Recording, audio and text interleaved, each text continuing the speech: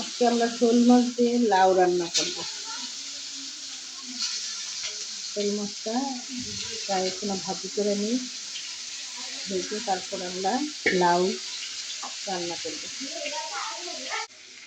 মাছ ভাজা শেষ, এবার লাউ তরকারি বসাবো। কড়াইটা দিয়ে তেল গরম করলাম, এবার পেঁয়াজ আর কাঁচামরিচ দিব, কারণ আমি লাউতে শুকনো মরিচের গুঁড়া খুব কম দিই।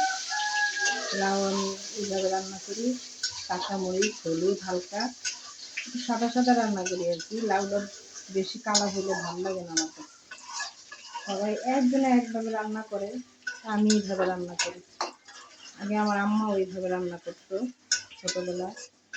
আমার আম্মার অত একটা দেখি নাই আমি, ছোটোবেলায় মারা গেছে, কিন্তু আমার আম্মা এইভাবে রান্না করতো, আমি এইভাবে রান্না করি।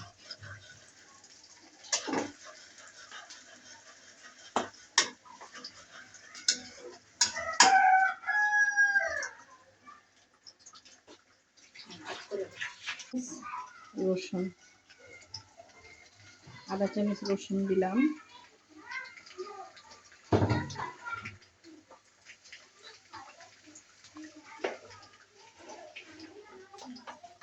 পরিমাণ মতো আদা দিলাম, 1 চামচ।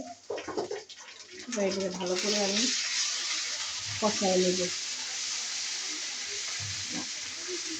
আদাটা রসুনটা ভালো করে কষায় নিলে ভালো হয় আর কি, না হয় গন্ধ আসে অনেক সময় তরকারি থেকে, কাঁচা একটা ভালো করে কষায় নিতে হবে।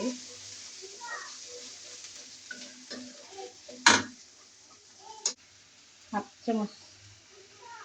চামচ হলুদ দিব, কারণ হলুদটা বেশি দিব না, লাউয়ের ভিতরে হাফ চামচ দিলেই হবে, কালারটা আসে। হালকা হাফ চামচের মতো আমি মরিচের গুঁড়া দিলাম,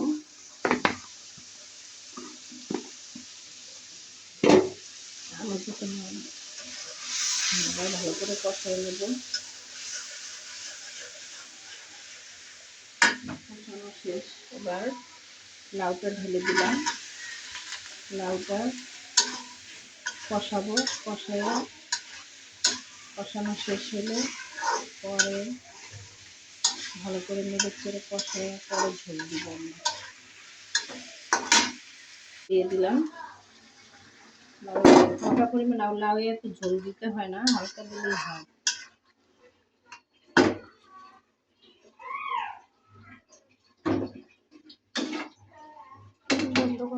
হ্যাঁ, এখন মাছটা দিয়ে দেবো লাউয়ের ভিতরে, শোল মাছ।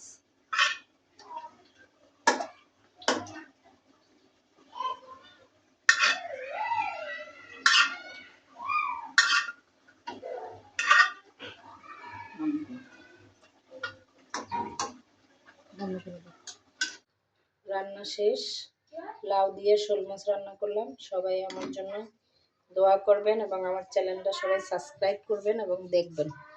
আশা করি আপনাদের পাশেও আমিও থাকবো, যে যে দেখবেন আমিও আপনাদের পাশে থাকবো, আমার পাশে আপনারা থাকবেন। আসসালামু আলাইকুম।